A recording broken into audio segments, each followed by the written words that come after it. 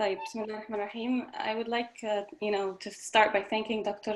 Nafisa al-Badawi, Dr. Huda Amir for organizing these lectures. Hopefully they're going to be helpful for you. So let's start. We're going to be talking about interpretation of bone marrow biopsies. أعرفكم بنفسي أولاً. My name is Naglaa Salem. I'm a hematopathology fellow at Wayne State in Detroit, Michigan. Fellow يعني we already did a pathology residency, which includes anatomical and clinical pathology. I know in Egypt it's two separate departments, but here you do both together. And then you do your American boards in anatomical and clinical pathology, and then you can do any subspecialty you choose. So I chose to do hematopathology for 1 year. First to start, I have nothing to disclose. There's no financial benefit out of this lecture whatsoever. The objectives of these lectures, or this lecture in particular, is to talk about the bone marrow core biopsy, which I understand is what you see in pathology. So to talk about the components of the bone marrow core biopsy, how to assess a bone marrow biopsy when you get one, features of dysplasia and different lineages, and also to show you a sample of how we write the report. So what's the bone marrow to begin with? The bone marrow is the site of origin, maturation, and development of all hematopoietic elements. So all the hematopoietic elements are going to be produced from the bone marrow, and then they're going to be released into the peripheral blood, which means if you have a problem in the bone marrow, you're going to see it reflected in the peripheral blood in the form of, for example, thrombocytopenia or anemia or anything else. So this means that in order to do a proper evaluation of a bone marrow, you have to look at the peripheral blood smear, or at least have the information about the interpretation of the peripheral blood smear. So far, so good? Do you guys hear me?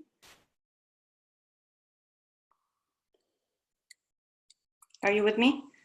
Just making sure everything's working. Okay, I'm gonna exit the screen and make sure you heard what I said. أنا عايزة أتأكد أنتوا معايا. Okay, somehow الصوت بتاعكم مش واصل لي.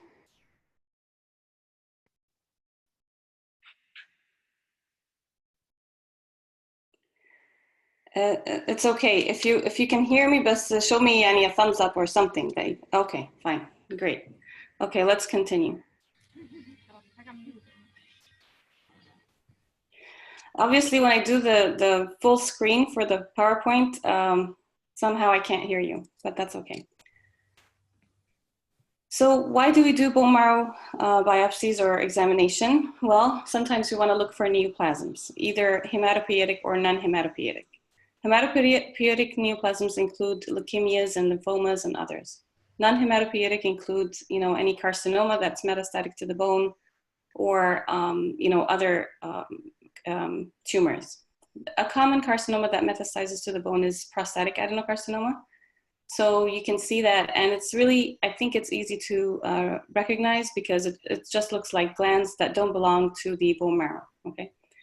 Or maybe the patient already has a diagnosis, but they want to do staging. So staging means they want to see how much of this neoplasm is involving the patient's body. So they'll do, for example, like imaging to see if there's any other involved lymph nodes or if the bone marrow is involved. And they'll also do a bone marrow biopsy to see involvement of the bone marrow. Or maybe the patient has some kind of peripheral blood abnormality like thrombocytopenia or persistent anemia, and they excluded all the causes that they can without doing a biopsy, but they failed to find the cause of this abnormality. So they do a bone marrow biopsy to check the hematopoietic cells from their origin. Maybe the patient has fever of unknown etiology. Maybe he has unexplained splenomegaly. As we know, a lot of hematopoietic disorders cause splenomegaly, and you can check the bone marrow to find out what's causing that. More importantly, they do it for monitoring. So let's say a patient has leukemia or plasma cell myeloma and is receiving treatment. So you want to do a bone marrow biopsy to see if the patient is responding to the treatment, or if there's still residual disease, or maybe there's recurrence after the patient was cured or was in remission, and now there's recurrence. The preferred site to do a bone marrow core biopsy is the posterior superior iliac crest. Now, there are contraindications to doing a bone marrow biopsy. Theoretically, hemophilia patients You don't do a bone marrow biopsy, although if you give them factor transfusion before the procedure, they should survive it. Also, again, we said the most common site is the iliac crest, but some people said, some books say we can do it like a sternal biopsy. I've never seen a sternal biopsy during my fellowship, but, and apparently it's contraindicated in children and in patients with metastatic carcinoma or myeloma. The reason for that is in children, the sternum is very thin and it's more possible for you to puncture the sternum and cause fatal complications. Same thing with carcinoma and myeloma, they cause thinning of the bone and maybe fracture. When you evaluate a bone marrow biopsy, it's crucial actually in any pathology specimen. The first step is to look at the patient's history. So here we have EMRs or electronic medical records where we have all the patient's history, family history, past medical history, everything. For you, if you don't have that where you work, then you need to have some kind of documentation of the patient's history because it will change your diagnosis completely. So let's say a patient already has a history of plasma cell myeloma, and now you have, let's say, 5% plasma cells in the bone marrow. You're going to call this persistent or residual plasma cell myeloma if you know the history. And if you didn't, you might call it, monoclonal gammopathy of undetermined significance, something like that. So the diagnosis changes depending on the history. So that's the number one, thing you should work on. You need to know the CBC and again, the peripheral blood smear interpretation, because that will tell you what's going on in the bone marrow and how it affected the cells and the mature cells in the peripheral blood. We're going to focus in this lecture on the core biopsy because that's what you do, or that's the part that's concerned in pathology.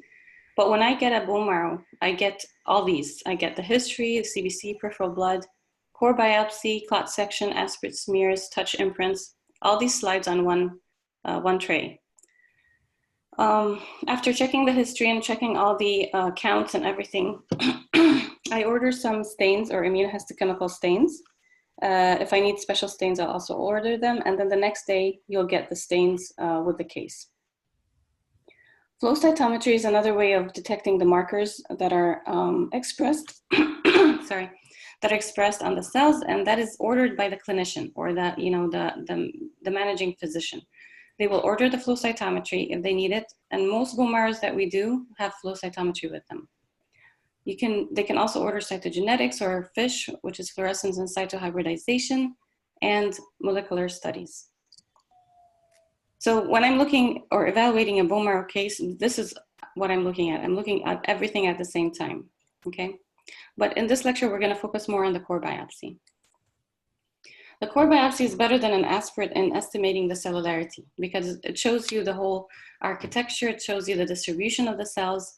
You can, if there's involvement by any kind of neoplasm, lymphoma or others, you can actually see the pattern of involvement, where it involves the bone marrow exactly. An aspirate is more like fluid, so you won't see the architecture or the pattern of involvement. So this is an example of a bone marrow core biopsy. The first part of this lecture is going to be very basic. So if you've never seen a core biopsy in your life, this should be helpful. But also the second half will have some cases. So if you've done these millions of times, you'll find this still interesting because I'm going to show you some interesting cases at the end. This is a core biopsy. So the core biopsy is composed of these bone fragments. So these are bone fragments. Then you have the hematopoietic elements. These are the cellular elements where you have the cells. And then you have these empty circles which represent adipocytes or fat cells. The reason they're empty is that they contain fat which dissolves during the processing of the specimen. When you process the specimen, just like any tissue, fat dissolves and you end up with these empty circles. When we're looking at a bone marrow core biopsy and doing the assessment for the cellularity, we're looking at a ratio between the cellular elements and the fat. So we're comparing how much of the core biopsy is composed of cells compared to the fat. So in a core biopsy, for example, like this, I would say the cellularity is about maybe 50% to 60%. And we always use an equation of 100 minus the patient's age. So if the patient is 60 years old, we expect the cellularity to be around 40%, plus or minus 10%, okay? So a patient who is 50 years old, we expect the cellularity to be around 50%, okay? This is another example. I can see here this cell, which is the largest cell in the bone marrow elements. This is a megakaryocyte. This is another megakaryocyte. Here's another megakaryocyte. And then I see all the other cells and the fat. So the cellularity here may be 40%. Again, we're comparing the cellular components to the fat. So these were pretty much normal cellular if I tell you that the patient's age was about, let's say, 60 years old. On the other hand, if you look at this bone marrow core biopsy, you see the bone marrow trabeculae, you see the fat, but then there's hardly any bone marrow elements, right? We have only these. So it's definitely hypocellular and it's almost acellular. You don't see any cells here. So when you're trying to do the assessment for cellularity, you just look at the cellular elements compared to the fat. This is another core biopsy. Here you have cells almost from one bone trabeculae to the other, no fat whatsoever. So the cellularity in this bone core biopsy is about 90 to 100%. Now, the cellularity is, obviously there's other things that are problematic in this case, but when it comes to the cellularity, this is hypercellular. So what are the components of a core biopsy? The three main lineages in a core biopsy are the megakaryocytes, the erythroid lineage, and the myeloid lineage, okay? There are other cells in the core biopsy, but these are the three main lineages. So in any report you're writing for a core biopsy, you have to comment on these three lineages, okay? And that's why we call it tri-lineage hematopoiesis. Tri-lineage means three lineages. Hematopoiesis is basically production of the hematopoietic cells. So the megakaryocyte is the largest cell you're gonna see. It has abundant pink cytoplasm. The nucleus is lobulated normally. If it's hypolobated, then that's a problem. That's actually a sign of dysplasia. Dysplasia means an abnormality in the morphology of the cell, which leads to an abnormality in its function. So normally it's multilobated and it's large. If it's a small size, that's also a sign of dysplasia. And you're supposed to see on average 2 to 3 megakaryocytes per high power field. High power field means you're looking at 40x. It's like the highest magnification without oil. So you're supposed to see 2 to 3 per high power field. If you see more than that, then, again, you have to comment that there's an increase in megakaryocytes. The myeloid lineage is what's going to mature into granulocytes like eosinophils, neutrophils, or basophils.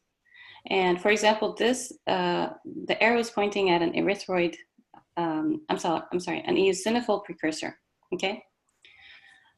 In this core biopsy, you see some neutrophils, which are segmented here. This tells me that there is maturation of the myeloid lineage. It's reaching the most mature stage, which is the neutrophil.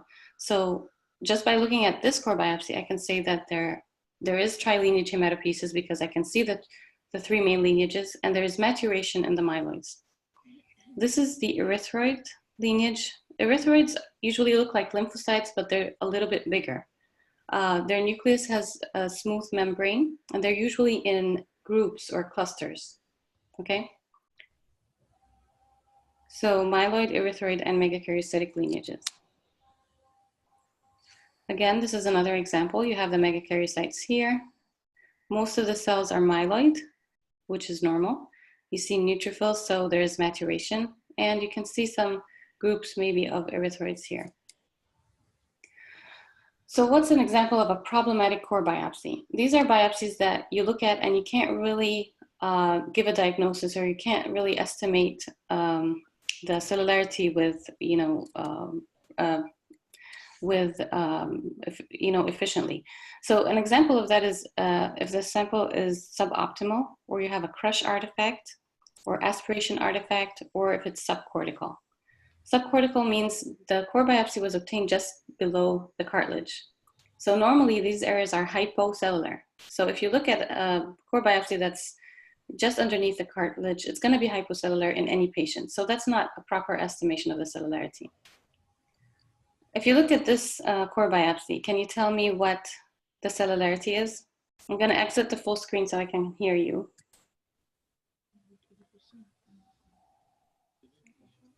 Can you see it? Let me make it bigger. Just tell me, what do you think the cellularity is? About 80% or 70 to 80%. Yeah, so that's the thing. The reason why I'm showing you this is because if you look at this close up, these are all red blood cells, right? So these are mature red blood cells. There's not a component of the core biopsy. So this is an overestimation of the cellularity. Actually, this core biopsy is hypocellular. It's not 80%. And the reason why we thought it's hypercellular is that we have a lot of peripheral blood. And this is what we call aspiration artifact. Aspiration artifact means when they were obtaining the core biopsy, they aspirated a lot of blood. And this blood was inside the core biopsy, and then it gave you an overestimation of the cellularity, okay?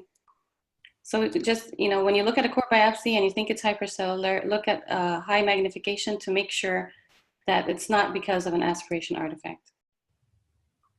This is an example of a crush artifact. The cells are crushed, and now you can't tell which type of cell it was. All you see is nuclear strands.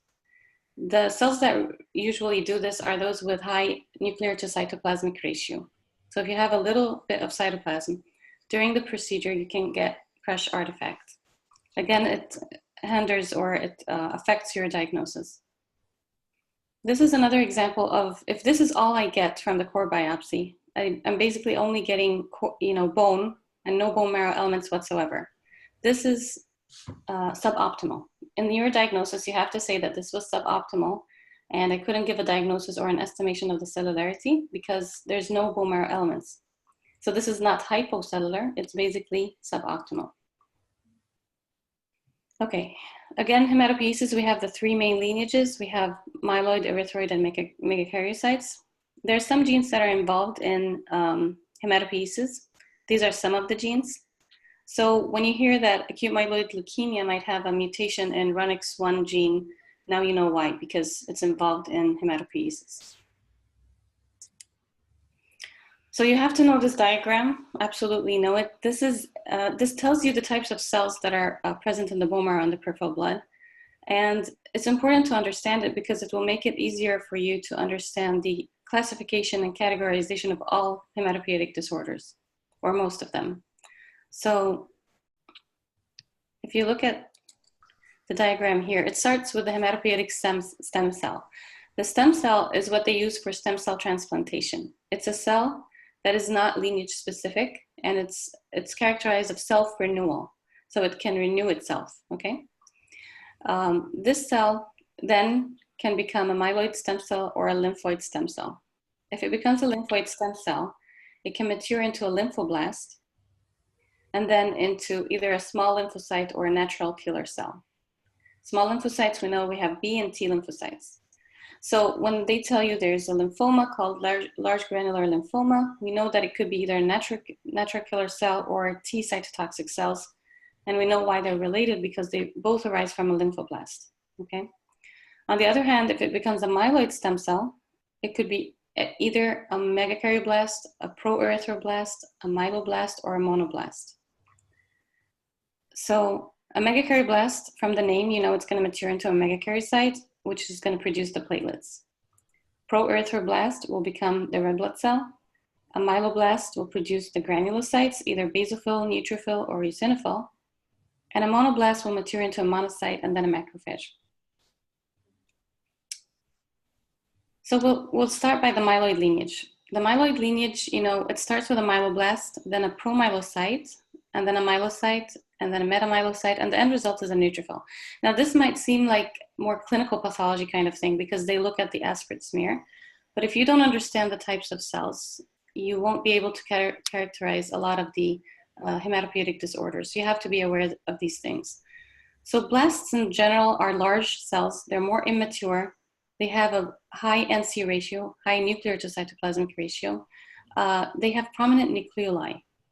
The nucleoli in heme path are pale, more paler than the rest of the nucleus. So this is a myeloblast, and it has these prominent nucleoli, which are pale compared to the rest of the chromatin of the nucleus. The chromatin is also open. It's not dense, meaning that it is an immature cell. Promyelocytes are larger cells with a lot of granules, and the granules might be also on top of the nucleus. And then you have the other cells. So all these cells can proliferate up to the myelocyte. After the myelocyte, they can't proliferate. When you look at a core biopsy, most of the immature myeloids are going to be next to the bone, while with maturation, the mature forms are going to be more central, okay? Granulopoiesis is stimulated by colony stimulating factor, or granulocyte colony stimulating factor. Okay, so what are the stains that you can do for myeloids? These are immunohistochemical stains that you can do, or you can do them by flow cytometry, okay? So for myeloids, you can do myeloperoxidase, CD13, 33, 34, and 117. So if you want to remember them, just remember myeloid always has a 3 in it, and it's like double digit with a 3. So 13, 33, 34, okay? And of course, myeloperoxidase. So you do these by stains, immunohistochemical stains, or by flow cytometry. So this is an example of myeloperoxidase. It's staining, so the background is blue, and then whatever's brown is the positive cells. So it's staining the myeloid lineage with myeloperoxidase. This is a close-up on the myeloperoxidase. You can see the intensity is different. So this cell is strongly positive, while this cell is weakly positive, right? So myeloperoxidase actually stains the immature cells stronger than the mature cells. A myeloblast will be positive for CD34, myeloperoxidase because it's myeloid, and HLA-DR. So these are the markers that we're looking for to diagnose a patient with acute myeloid leukemia, for example, because we're looking at myeloid markers and also markers of immaturity like CD34.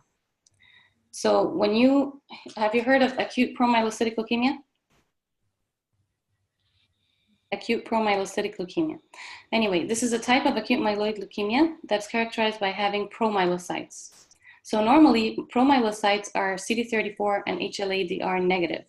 So in a patient, when you look at a flow cytometry, if you need to, and you see that the patient has a leukemia that's CD34 and HLA-DR negative, you know that this could be an acute promyelocytic leukemia. So what are signs of dysplasia in the myeloid lineage? We're still talking only about myeloids. Signs of dysplasia include hypogranular cytoplasm. So this is a neutrophil that's supposed to have a lot of granules in the cytoplasm, but you see it's hypogranular. So that's a sign of dysplasia. This is another neutrophil, and it's hyposegmented. Normally a neutrophil should be segmented like this one, but here it's hyposegmented, and that's another sign of dysplasia. When it comes to the erythroid lineage, these are the cells that are going to mature into a red blood cell. So you can go through this. I know this is supposed to be recorded, so you're going to have, you might have a copy of this PowerPoint. So this is an erythroid island, or this is a core biopsy showing a group of erythroids. The immature erythroids usually have nucleoli that are elongated. So when you see a group of cells that look very hyperchromatic or dark, they look like lymphocytes, but they're bigger. So these are the erythroids. The immature ones usually have nucleoli that are kind of elongated. It doesn't, you know, this picture doesn't show them very well, but when you see an immature cell and you're wondering if this is what kind of cell it is, if the nucleolus is elongated, then it's an erythroid precursor. Common leukocyte antigen decreases as the erythroids mature, and glycophorin increases. So if you want to do a stain to show the erythroids, you can do glycophorin A. All right, so erythropoiesis is stimulated by erythropoietin, which is secreted from the kidney and the bone marrow. It binds to receptors and it activates the JAK2 pathway. And we produce about 2 million reticulocytes per second. After talking about the myeloids and erythroids, you include in your report the myeloid to erythroid ratio. So normally we have about 2 to 3 to 1. So you normally have more myeloid than erythroid, okay? So if you look at a core biopsy and you see more erythroids than myeloids, we call that erythroid dominant hematopoiesis. What are the markers of erythroid lineage? glycophorin A, E-cadherin, and hemoglobin A. These are just examples of the stains that you can use to see the erythroid lineage. So this is glycophorin A. It's highlighting the erythroid precursors. So you have to note that glycophorin A will also stain red blood cells. And you're looking for the erythroid precursors. So you only look at glycophorin A in the nucleated cells. So these are nucleated cells highlighted by glycophorin A, meaning that these are erythroid precursors. So that's what I'm going to look at, and I'm not going to look at the red blood cells that are not nucleated. So what are signs of dysplasia in the erythroid lineage? You can have binucleation. You're going to see this in the aspirate smear. You can have nuclear irregularities and budding. We call this budding. So these are signs of dysplasia in the erythroids. Now we come to the megakaryocytes. Megakaryocytes, again, are the largest cells you're going to see in the core biopsy. They are multilobated. They are large cells with abundant pink cytoplasm. They're usually located next to the capillaries, the blood capillaries. And the reason for that is that they have pseudopods that extend into the blood, and so they can release the platelets directly into the peripheral blood. So megakaryocytes release the platelets into the peripheral blood. That's why they're located next to the capillaries. This is a picture of a megakaryocyte in an aspirate smear, and you see this is a platelet clump next to it. The cytoplasm of a mature megakaryocyte is usually pink. If the cytoplasm is blue, this is either an immature megakaryocyte or a regenerating megakaryocyte. Now this little picture here shows you megakaryoblasts. Normally, megakaryoblasts have these cytoplasmic protrusions called blebs.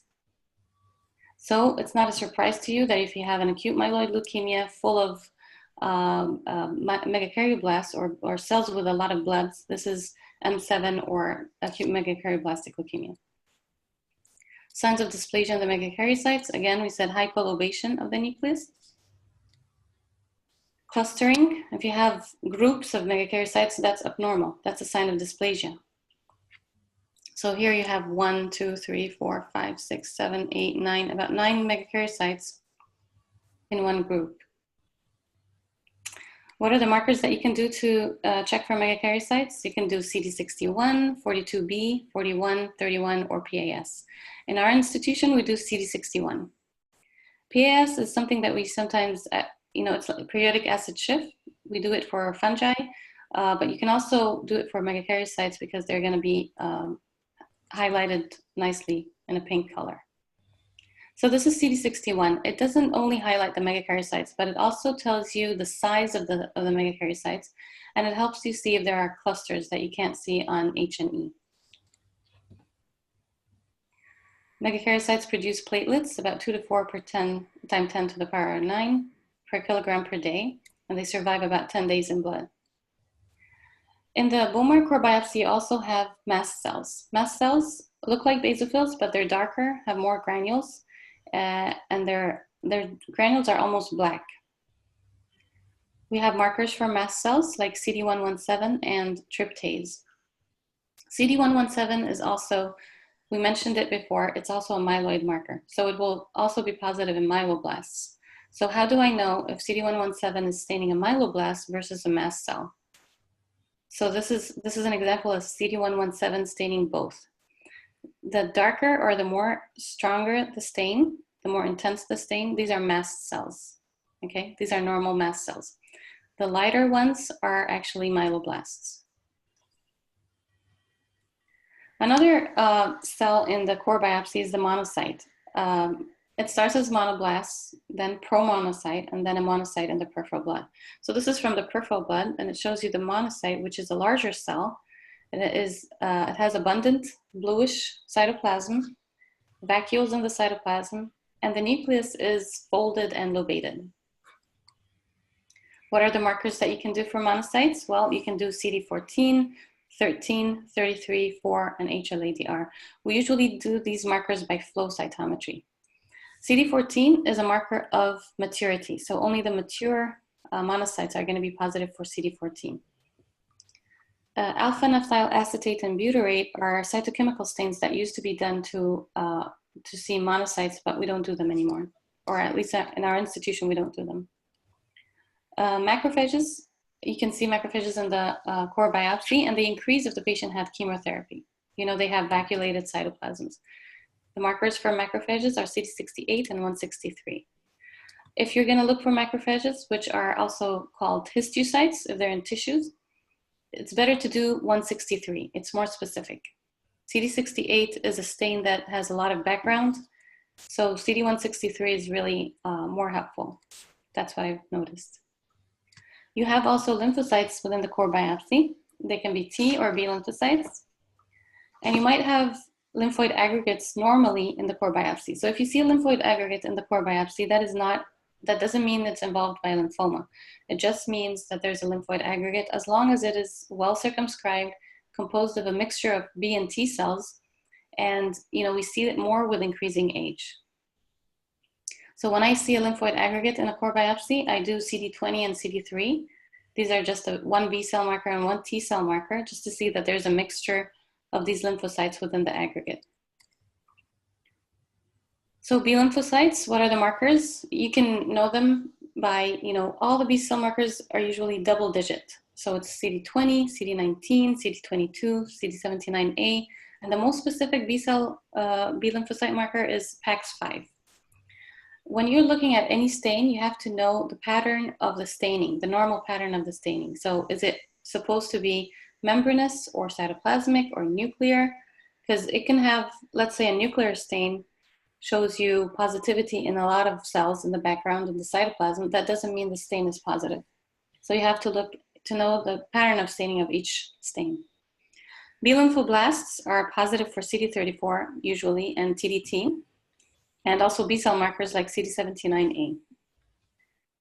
When you have a B cell lymphoma, and I know they're going to talk about this in separate lectures, when you have a B cell lymphoma, sometimes the B lymphocytes express T cell markers, okay? So that's characteristic of B cell lymphomas. Beside having the B cell markers, they will also stain, for example, for CD5, which is supposed to be a T cell marker. So again, B cell markers are double digit, unlike T cell markers. T cell markers are single digit. So 2, 3, 4, 8, 7, 5, just a single digit. T cell markers or T cell lymphomas usually lose their own markers. So they can be CD3 positive, CD4 positive, but then negative for CD7 or CD5. So T cell lymphomas usually lose T cell markers. B cell lymphomas gain T cell markers, okay? And T lymphoblasts will also be CD34 positive and TDT positive, but with the T cell markers like CD2, 7, and 5. T cytotoxic, if you remember, it's positive for CD3 and CD8, but also 57 and granzyme B. So I think you guys are gonna have this PowerPoint with you, so you don't have to write it or take pictures. You're gonna have it to use it later. Natural killer cells are positive for 56, 16, and cytoplasmic CD3. All right, so this diagram shows you that if you have a stem cell or an immature cell, it's going to be positive for CD34, and some of them will be positive for TDT. If they show T cell markers, then it's a T acute lymphoblastic leukemia. If they show B cell markers, it's a B acute lymphoblastic leukemia.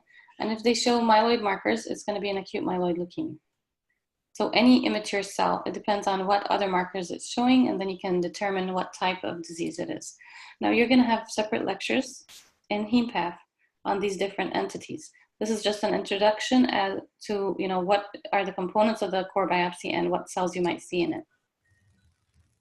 Lymphomas, when they involve the bone marrow, they have different patterns of involvement. So this is actually in the order you need to know. So the most common lymphoma to involve the bone marrow is follicular lymphoma. It's the most common lymphoma that will go to the bone marrow. And then diffuse large B-cell lymphoma, and then mantle cell lymphoma, and then lymphoplasmacytic lymphoma. The pattern of involvement also tells you a clue to what type of lymphoma this is. So follicular lymphomas are usually paratrabecular, meaning the lymphoid aggregate or the lymphoid infiltration will be next to the bone. Diffuse large B-cell lymphoma, from the name, will be diffusely involving the bone marrow. Mantle cell lymphoma will have a nodular pattern, so it will be just nodules of lymphocytes. And lymphoplasmacytic lymphoma will be interstitial just between the cells. This is another cell that you might see in the core biopsy, totally normal. And you have about like up to maybe 4%. This is a plasma cell. How do I know this is a plasma cell? Well, the nucleus is eccentric. It's moved to the side, it's not central. And next to the nucleus, you have a pale area called perinuclear Hoff, okay? So this is a plasma cell. Do you know what this cell is? Do you see the one I'm pointing at? Okay, I lost the arrow. Here, this one. Just take a guess. I just want to know that you can hear me. Yes, we hear you. Oh, okay, good. So this cell is actually a cell in mitosis. There's mitosis. So it looks like kind of something bursting like this, okay? Like an explosion. Okay, and it's the one, I'm talking about the one next to the plasma cell. This one. Okay. How about this core biopsy? What do you think? There's sheets of plasma cells. These are all plasma cells. So what's your diagnosis, even without knowing anything? What's your diagnosis for this? You have sheets of plasma cells. Myeloma. Plasma cell myeloma, yes, okay. So as long as you have if all the core biopsy shows just sheets of plasma cells, then this is a plasma cell myeloma. Now, plasma cells, when they become neoplastic, they look different. They might look larger. They might show a prominent nucleolus, which they don't normally show. But still you have, the nucleus, as you can see, is eccentric. It's on the side. And if you can't tell if this is a plasma cell or not, you can do a marker, which is CD138. So CD138 stains plasma cells. So here, all this brown staining means these are all plasma cells. The next step is to know if it's kappa or lambda restricted. What's kappa and lambda? These are light chains. So normally you should have more kappa plasma cells than lambda, okay? And the ratio is up to like 5:1. If you have much more or just kappa restricted plasma cells, then this is a sign of neoplasia, right? So in this case, this is kappa. You see the plasma cells are positive for kappa, and this is lambda. So they're negative for lambda. So that means this is a kappa restricted plasma cell myeloma, okay? So what is this cell?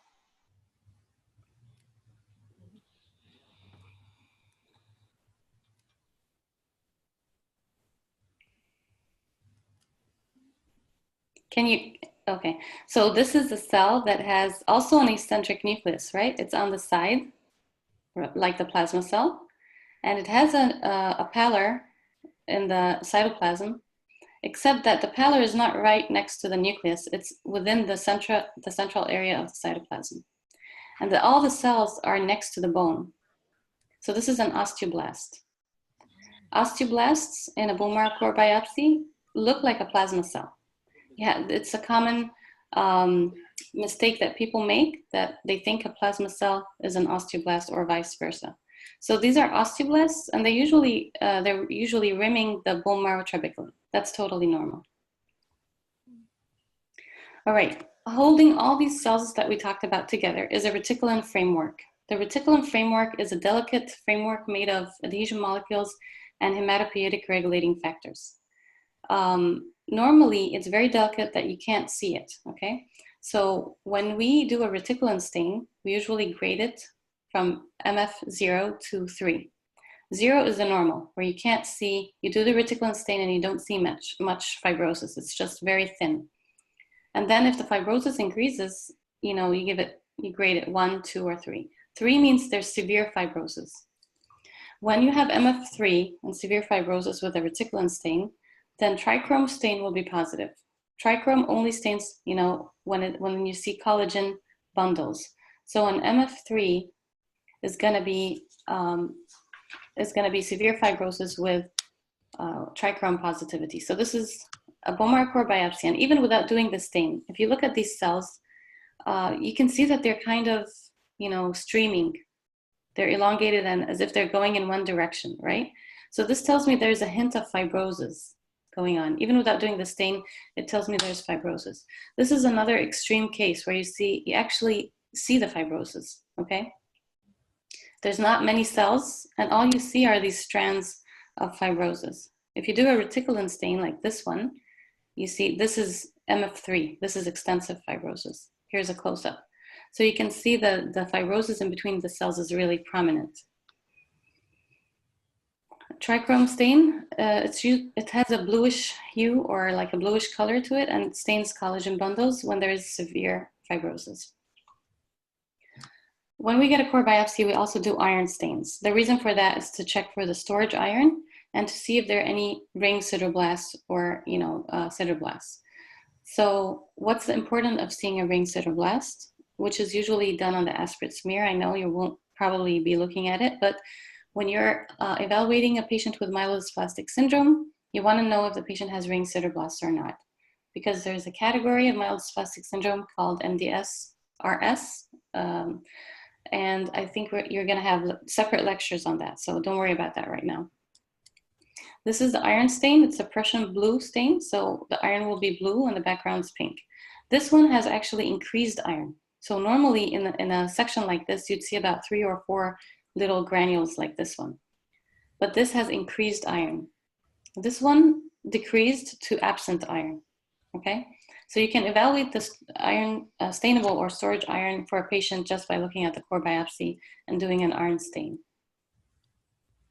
This is an example of a ring sideroblast. The ring sideroblast has criteria. You have to have more than 5 granules surrounding more than 1/3 of the nucleus of an erythroid precursor. Again, you'd only call it a ring sideroblast if you have more than 5 granules surrounding more than 1/3 of an erythroid precursor. And this is the iron that's done on the aspirate smear. So these are called hemosiderin deposits. This is iron, but these are called hemosiderin deposits. And if you look at the H&E, this is what's causing this hemosiderin deposit. These are hemosiderin-laden macrophages. Hemosiderin-laden macrophages. And this just tells me that this patient maybe has had a lot of blood transfusions, okay? This is another core biopsy, and I want you to tell me what's abnormal about it. What do you see?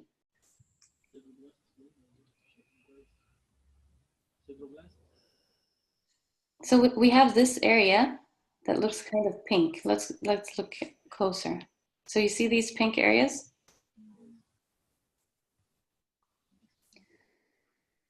Okay, let's look a little bit closer. So you have this material that looks pink, acellular, amorphous material. Amyloid? Right, this could be amyloid. Yeah. So what's the stain that we do to look for amyloid?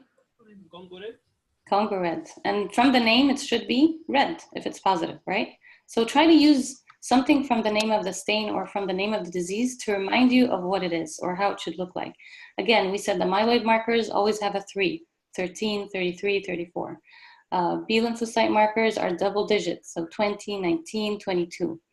T cell markers are single digit, 3, 4, 2, 5, things like that. So try to use something to remind you of these things. So Congo red is supposed to be, if it's positive, it's red. And then with polarized light, which is basically just a lens that you use for the microscope, you see apple green birefringence.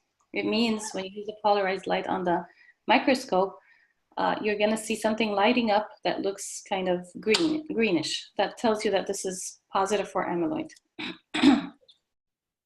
I'm gonna show you some samples of how we write the reports. So you know what we include. Because I see everything in the bone marrow, so I see the core biopsy, the clot section, the aspirate smear, the peripheral blood smear, I have to include all this in the report. So this is an example of a report that we wrote. First of all, we start by bone marrow, comma, left iliac. You can say left iliac crest. It could be right, of course, it doesn't have to be left. And then core biopsy. And for us, we include also clot section, aspirate smear, and peripheral blood smear, okay? The next line is the final diagnosis. For us, this was a recurrent or relapsed acute myeloid leukemia. In anything in HemePath, we always put a comment. We describe everything we see in the slides. You always put a comment, and the first sentence in the comment is always gonna be the patient's history. So again, if you don't know the history, you don't know you're not going to reach a proper diagnosis. You have to know the patient's previous diagnosis, the patient's previous treatments, the mutations, everything. Let me give you an example. If the patient has received rituximab, which is an anti-CD20 drug, you might have a B-cell lymphoma that is negative for CD20 just because the patient received the drug and it's an anti-CD20, so it became negative. That doesn't mean that it is not a B-cell lymphoma. It just means that, it's negative because the patient received a drug that is anti-CD20. So you have to know the history, basically.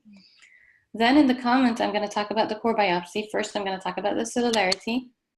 And then in this case, it's an acute leukemia, so we have a lot of blasts. So I'm going to describe the blasts, whatever we see. Let's say we see a lot of plasma cells. So you have to describe the plasma cells.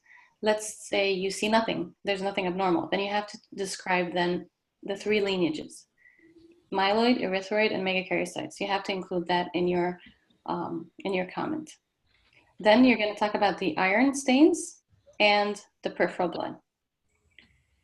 Then we do the recommendations. We can recommend molecular studies. You can recommend flow cytometry. You can recommend cytogenetic or FISH, depending on the case. This is the first part. The second part here is basically what the technicians put. This is the differential diagnosis, the differential count of the peripheral blood smear. So these are like what they've seen and what they've counted in the peripheral blood. Then we have, this is my peripheral blood smear interpretation. So I say, okay, I see circulating blasts, I see anemia, and I put the interpretation after I look at the CBC and after I look at the slide, the peripheral blood smear slide. So in cases of leukemia, I have to say if I see circulating blasts or not. In cases of, let's say, plasma cell myeloma, I have to say if I see circulating plasma cells or if I see rouleau formation. So depending on the type of the case, you put in the positives and the negatives. Then the technicians will also put the differential count for the aspirate smear within the same report. And they'll give you the myeloid to erythroid ratio, which is normally, again, 2 to 3 to 1.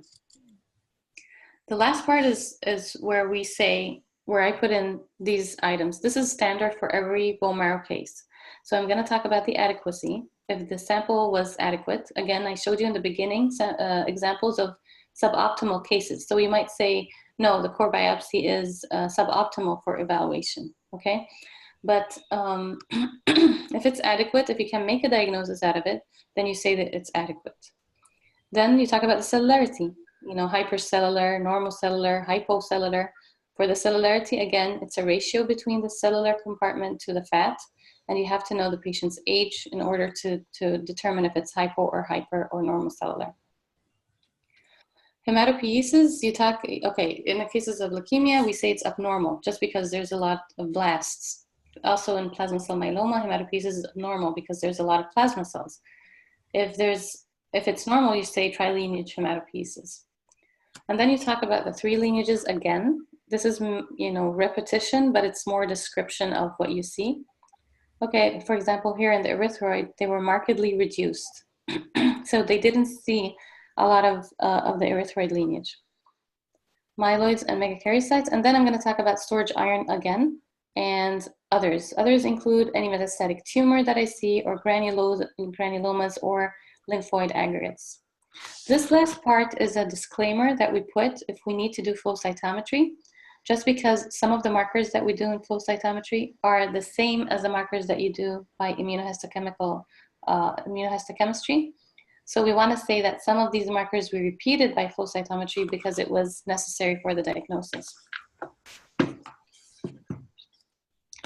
So this is, we also include the report for flow cytometry in the main report. So for example, in this case, flow cytometry also showed acute myeloid leukemia, okay?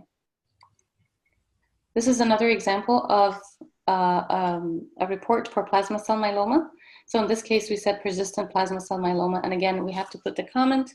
In the comment, the first line is the history of the patient. Then we talk about the abnormal plasma cells that we've seen, how much of the cellularity that are the plasma cells. If you do any stains, any immunohistochemical stains, we include them in the comment.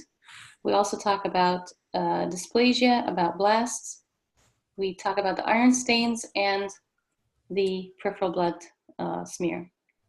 And then we recommend other further testing if we need.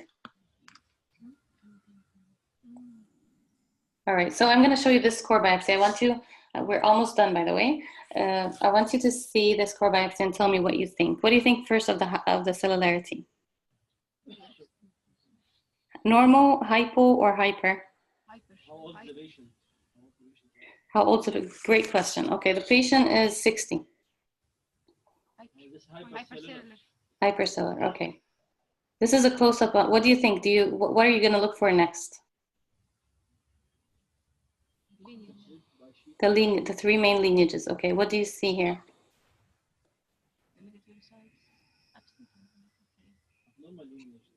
Do you see the three main lineages? We don't see them. Pretty much most of the cellularity is composed of cells that are these cells. These are immature cells. They have irregular nuclear membranes. They have pale chromatin. They're kind of larger cells, and they're occupying most of the core biopsy. So this is an example of an acute leukemia. This was by markers an acute myeloid leukemia. Okay? Okay, how about this case? What's the cellularity? The patient is 60 years old. Hypocellular, markedly hypocellular. So this is like less than 5%, okay? All right, so what else do you see? There's a lot of fibrosis. Okay, here, do you see the three main lineages? No. We don't see them. Do you see anything else?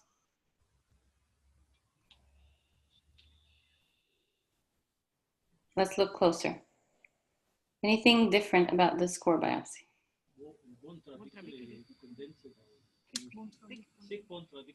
The bone is thick, that's true. There's some kind of osteosclerosis, but what else? What are these? What do you think? Can you describe them? So whenever you're looking at something, try to describe it. So you might reach, you know, just by describing it, you might know what it is. So they have vacuolated cytoplasms, kind of bubbly looking. The nucleus is, what about the nucleus? It's kind of irregular. Does it look like anything I've showed you so far? No. It doesn't. This is a very difficult case. It's very subtle, but this is actually, we stained it with everything. This is cytokeratin 7. Cytokeratin is what? It stains what? Epithelial marker, right? Cytokeratin, it's a keratin, it's not? So, this is not the best image, but there was technical difficulties with the slide. But this is CK7, and the cells are positive for CK7.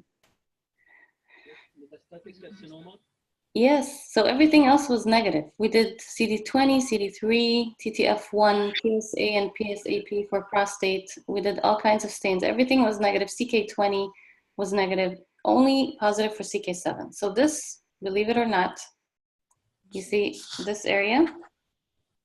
This is metastatic carcinoma. It's very subtle and can be missed. But this is metastatic carcinoma, which is positive for CK7. We couldn't, really define which type of carcinoma, but it is, metastatic carcinoma with some clear cell features, okay? All right, how about this one? I'm not gonna ask you about the cellularity, but you see most of the cells look alike. They have some pink cytoplasm. All right, here. Do you see anything abnormal here? Most of the cells have really small, kind of, normal or benign looking nuclei. But guess what? When we did CD20, this is what we've seen. So all of the cells that looked kind of normal, we didn't see even a lot of cells, were actually B lymphocytes. These are all B lymphocytes. There's too many than you would expect from the H&E. This is characteristic of a certain type of leukemia. This is what they've seen in the aspirate smear. So this is a lymphocyte in the aspirate smear, or you might see it in the peripheral blood. It has some protrusions. This is another example. Okay, you see these projections? Yeah. All right, so what is a leukemia that can have projections that is positive for CD20? And this is the tip. This is the tip for you today. You might not see much on the core biopsy, but when you do a CD20, it stains bright. This is actually a hairy cell leukemia. Hairy cell leukemia. The most specific stain for hairy cell leukemia is annexin A. That's for maybe your tests. And you have to give a percentage of how much it involves the core biopsy. All right, what about this one? I think this is the last one. What do you think?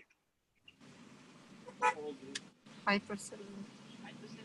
So you see a lot of, you see the streaming, you know, or you know, the cells seem like they're going in different directions, following each other, kind of elongated. If these are megakaryocytes, they are stretched, you know. So this tells me that there is fibrosis, okay? Increased fibrosis. All right, these again are the megakaryocytes. They're stretched and they're located in abnormal locations next to the bone, kind of looking atypical. This is a cluster of megakaryocytes. You can see the nucleus, you know, here is kind of like a cloud-like appearance or staghorn appearance, and this is a cluster of megakaryocytes. So when you have fibrosis with these atypical looking megakaryocytes, and then you do CD61, which is a megakaryocyte stain, to show you more of the abnormal appearance of the megakaryocytes. This is MPO, glycophorin A, CD117. So there's no blasts, just fibrosis and lots of abnormal looking megakaryocytes. We did reticulin to show the fibrosis. It was MF3, so it's severe fibrosis, and also positive for Trichrome. This is a case of post-essential thrombocythemia, myelofibrosis. So, you know, myelofibrosis can either be a stage after any of the myeloproliferative neoplasms, or it could be primary myelofibrosis. And we're going to talk about this maybe in different lectures. But in this case, the patient has essential thrombocythemia and now is going into fibrosis. So we call it post-essential thrombocythemia, myelofibrosis. And if there's blasts, we comment on them. In this case, we had 8% circulating blasts. So blasts are in the peripheral blood. So that's all. Thank you very much. These are my references. I want to thank again Dr. Nafis Al-Badawi and Dr. Huda Aimer for organizing this. I want to thank Dr. Ali Gabeli, my mentor, for everything he taught me, and for I actually used some of his pictures from some of his presentations. And I hope you learned something, and I'm here for a couple of minutes. Thank you very much, Dr. Naglaa. It was a very nice presentation, and we all, I think, learned a lot about bone marrow from this lecture, and we'll learn more in the coming lectures, inshallah. Thank you so much, Doctor. Thank you. Thank you, Dr. Naglaa. Any questions? Thank you. Any questions?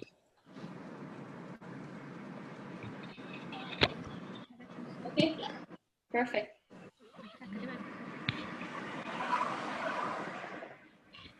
Yeah.